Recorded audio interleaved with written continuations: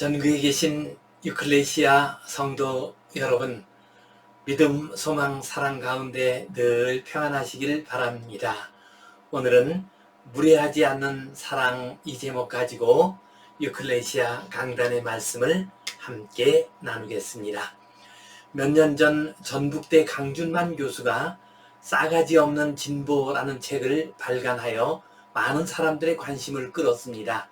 강준만 교수에 따르면 진보가 싸가지 없는 모습은 무례함, 도덕적 우월감, 언행 분일치 등에서 나타납니다. 상대에게 모멸감을 주는 행위를 자랑으로 생각하고 담론에만 집중한 나머지 예의를 벗어난 표현을 거침없이 사용합니다. 도덕적 우월의식을 가지고 위에서 내려다보면서 가르치려는 태도를 취합니다. 자신과 생각이 다르면 보수 꼴통 기득권자라고 몰아세웁니다. 의견이 맞지 않으면 동료에게도 상처 주는 말을 거침없이 쏟아붓습니다. 그 결과 진보 진영은 자기 편에 속한 사람들에게는 감정적인 카타르시스를 주지만 선거의 결과를 결정짓는 중독파 사람들의 마음으로부터 멀어지게 됩니다. 강준만 교수는 진보의 무례함을 지적했습니다. 촛불혁명으로 정권이 바뀐 후에는 이른바 보수에 속한 사람들 가운데서 무례한 말, 즉 막말과 행동을 하는 사람들이 많이 나오고 있어서 마음이 아픕니다. 이 모든 일들은 사랑은 무례히 행하지 않습니다 라는 진리를 알지 못해서 생긴 일입니다. 꼭 정치 이야기가 아니라 할지라도 우리 시대의 가장 심각한 문제는 무례함과 무질서의 문제입니다. 이 시간 무례하지 않는 사랑 이 제목 가지고 함께 말씀을 나누겠습니다. 사랑의 속성과 사랑의 능력을 가르쳐 주시는 말씀 같이 보겠습니다. 사랑은 오래 참고 사랑은 온유하며 시기하지 아니하며 사랑은 자랑하지 아니하며 교만하지 아니하며 무례히 행하지 아니하며 자기의 유익을 구하지 아니하며 성내지 아니하며 악한 것을 생각하지 아니하며 불의를 기뻐하지 아니하며 진리와 함께 기뻐하고 모든 것을 참으며 모든 것을 믿으며 모든 것을 바라며 모든 것을 견디느니라. 사랑은 무례히 행하지 아니하며 라고 했습니다. 여기서 무례히 행하다는 말은 히라버로 아스케모네이입니다. 이것은 히라버 스케마에서 온 말입니다. 스케마는 형식, 틀, 예법, 정해진 방식 등의 의미를 가지고 있습니다. 이 스케마는 지금도 살아있는 말입니다. 동일한 의미로 사용되는 영어 스킴이라는 말을 지금도 사용하고 있습니다. 형식, 틀, 예법이라는 의미를 가진 스케마에 부정 접두어 아를 붙인 동사형이 아스케모네이입니다. 그러므로 아스케모네이는 형식이 없다, 틀이 없어, 무질서하다, 예의가 없다, 즉 무례하다라는 의미로 사용됩니다. 결국 사랑은 무례히 행하지 아니하며 라는 뜻은 사랑은 예법, 도리, 규범 이런 것들에 어긋나게 행동하지 않는다라는 뜻입니다. 고린도 교회에는 무례함과 무질서의 문제가 있었습니다. 고린도 교회는 분파가 있었습니다. 이렇게 분파로 나뉜 고린도 교회 성도들은 상대방에 대해서 무례한 말을 서슴지 않고 했습니다. 또한 이들은 교회 안의 문제를 세상 법정으로 가져가서 상대방을 공격하는 악한 말을 했습니다. 성도로서 지켜야 할 예의를 버리고 넘어서는 안 될 선을 넘는 경우가 많았습니다. 또한 이들은 함께 모여 애찬을 나눌 때 무례한 행동을 많이 했습니다. 여유 있는 사람들이 음식을 가지고 와서 취하도록 먹었고 또 음식들을 남김없이 먹었기 때문에 늦게 온 가난한 사람은 먹을 것이 없어서 굶어야 했습니다. 그래서 바울 사도께서는 단호하게 책망하셨습니다. 너희가 먹고 마실 집이 없느냐? 너희가 하나님의 교회를 업신여기고 빈궁한 자들을 부끄럽게 하느냐 말씀하셨습니다. 우리는 지금 무례하고 무질서한 세상 가운데서 살고 있습니다. 사랑은 무질서가 아니라 질서입니다. 사랑은 상대방의 체면과 감정까지도 고려하여 무례히 행하지 않습니다. 이 믿음 가지고 무례히 행하지 않는 사랑으로 서로를 존중하고 섬기는 아름다운 하나님의 자녀들 되시기를 간절히 바랍니다. 이 말씀 가지고 우리 무례하지 않는 사랑의 의미를 두 가지 생각해 보겠습니다.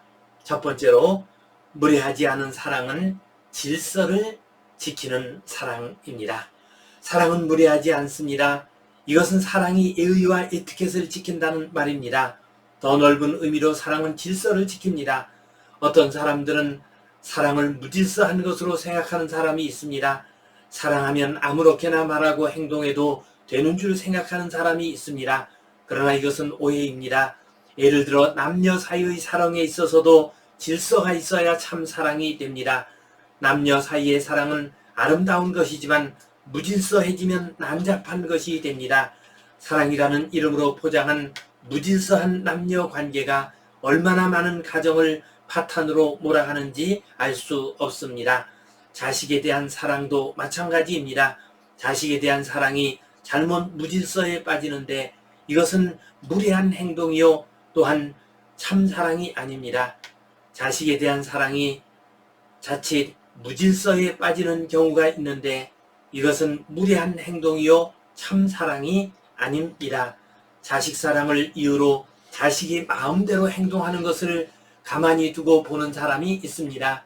이것은 다른 사람에게 무리한 행동입니다. 그런 사랑은 무질서하고 무례한 사랑입니다.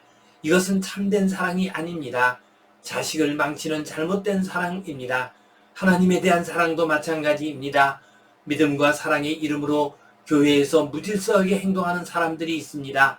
고린도 교회가 그랬습니다. 고린도 교회의 일부 성도들은 믿음이라는 이유로 아나무인으로 떠들어댔습니다. 상황에도 맞지 않고 상대방의 형편도 생각하지 않고 큰 소리로 가르쳤습니다. 방언이 나오면 나오는 대로 소리쳤습니다.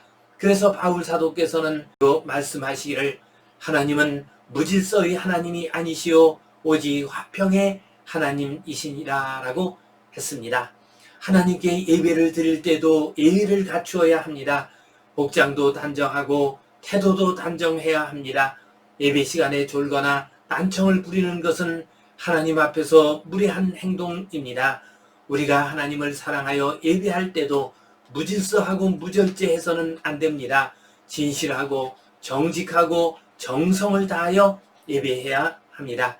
그래야 하나님 앞에서 무례한 자가 되지 않습니다. 무례히 행하지 않은 사랑은 질서 있는 사랑입니다.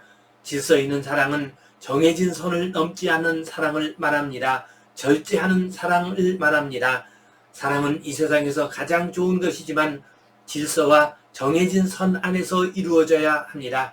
자동차가 참으로 편리하고 유익한 물건이지만 도로에서 중앙선을 넘는 순간 가장 위험한 물건이 됩니다. 사랑에도 선이 있습니다. 무례하지 않는 사랑은 선을 넘지 않는 사랑입니다. 우리는 절제하는 사랑의 모습을 구약성경 룻기에서 볼 수 있습니다. 룻은 시어머니 나오미의 지시를 따라 보아스의 발치 이불을 들고 거기 누웠습니다. 밤중에 룻을 발견한 보아스가 깜짝 놀랐습니다. 룻이 보아스에게 당신이 우리 집에 기업 물을 자이니이다 라고 말했습니다. 나오미 집안에 기업을 물으려면 보아스가 룻과 결혼을 해야 합니다. 이 말을 들은 보아스는 질서 있게 대응했습니다. 자신이 기업을 물을 의지가 있음을 보이기 위해서 룻에게 보리를 6번 되어 주어 그 시어머니에게 가져가도록 했습니다. 그리고 그는 자기보다 더 가까운 친척을 만나 그가 나오미 집의 기업을 물을 의사가 있는지 물어보았습니다. 그 의사가 없다고 하자 장로들을 증인으로 세워 약속을 받았습니다. 그리고 룻을 아내로 삼아 그에게로 들어갔습니다. 여호와께서 그에게 임신하게 하심으로 그가 아들을 낳았습니다. 그가 오벳이며 그의 손자가 다윗 왕이 되었습니다. 보아스의 룻에 대한 사랑은 절제 있고 질서 있는 사랑이었습니다. 사랑은 무례히 행하지 않습니다. 사랑은 질서를 지키고 선을 넘지 않습니다. 사랑이라는 이름으로 무례해지고 무질서해지고 선을 넘게 되면 그것은 참된 사랑이 아닙니다. 타락하고 병든 사랑, 위험한 사랑이 됩니다. 질서 있는 사랑, 선을 지키는 사랑, 무례히 행하지 않는 사랑으로 아름다운 사랑의 열매 거두시기를 간절히 바랍니다. 두 번째로, 사랑은 감정을 상하게 하지 않습니다. 사랑은 무례히 행하지 않습니다. 이것은 사랑은 상대방의 감정을 상하게 하지 않습니다 라는 의미로 이해할 수 있습니다. 우리가 예의를 지키는 목적은 1차적으로 인간관계의 질서를 유지하기 위해서입니다. 뿐만 아니라 우리의 감정을 보호하기 위해서 예의를 지킵니다. 어떤 사람이 무례한 행동을 하게 되면 직접적으로 해를 끼치지 않는다 해도 감정이 상하는 경우가 많습니다. 제자가 스승을 만났음에도 불구하고 인사도 하지 않고 지나가면 당장 손해보는 것은 없습니다. 신체적인 고통이 있는 것도 아니요, 월급을 못 받는 것도 아닙니다. 그러나 감정이 상하게 됩니다. 교사로서의 자부심과 보람, 기쁨 등이 모두 무너지게 됩니다. 우리 시대는 예의를 알지 못하는 참으로 무례한 시대입니다. 젊은이들은 나이 든 사람 선배들에게 참으로 무례한 말과 행동을 많이 하고 있습니다. 나이 든 사람들도 젊은이들에게 아주 무례하게 행동하는 경우가 참 많습니다. 결혼하여 자식까지 낳은 젊은 세대들에게 심하게 반말을 하고 부인이나 어린 자녀들 앞에서 가장의 체면이 깎일 수 있는 말을 함부로 합니다. 직장에서 자기보다 낮은 직급에 있다는 이유로 나이 많은 사람들에게 말과 행동을 함부로 하는 관리자들도 있습니다. 더욱이나 인터넷 댓글이나 유튜브를 보면 정말 무례하기 짝이 없는 말이 많이 나옵니다. 자기 마음에 들지 않는다고 이전 대통령을 닭이라 부르고 현 대통령을 재앙이라고 부르면서 온갖 상스러운 말을 쏟아놓는 글이나 동영상이 많이 있습니다. 그 내용은 차치하고라도 그 무례함 때문에 마음이 참 아픕니다.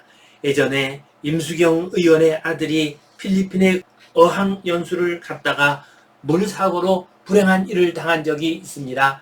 임수경 의원과 다른 정치적 입장을 가진 사람 중 어떤 사람들이 온갖 악한 말을 다 했습니다. 얼마나 마음이 상했으면 임수경 의원이 악성 댓글을 쓴 사람들을 고발하여 25명이 처벌을 받았습니다. 그 중에는 대학 교수와 금융기관 중역되는 인물까지 있었습니다. 그 어떤 입장이든 자식을 잃은 어머니에게 위로의 말을 하지 않고 악한 말을 하는 것은 무례하고 악한 행동입니다. 악플이라 부르는 악성 댓글에 시달리다 못해 극단적인 선택을 한 연예인들이 적지 않게 있습니다. 이것은 인간에 대한 기본적인 예의가 무너져서 생긴 일입니다. 무례하지 않는 사랑을 상실했기 때문입니다. 무례한 말과 행동은 상대방의 감정만 상하게 할 뿐 변화를 일으키는 데는 아무런 효과가 없습니다. 무례히 행하여 감정이 상하면 그 어떤 바른 말도 귀에 들리지 않습니다. 듣기 싫은 잔소리에 불과합니다. 설사 내가 잘못했다 할지라도 무례한 대우를 받으면 모욕감을 느끼고 분노를 간직할 뿐 잘못을 돌이키지 않습니다. 그래서 사랑은 무례히 행하지 않습니다. 사랑의 마음을 가지면 비록 잘못한 사람이라도 그 사람의 인격과 감정을 배려합니다. 그래서 책망을 한다 해도 무례하게 말하거나 행동하지 않습니다. 잘못한 사람에게 벌을 준다 해도 인격적인 모독을 하지 않습니다. 우리 주님은 정말 사랑이 많은 분이십니다.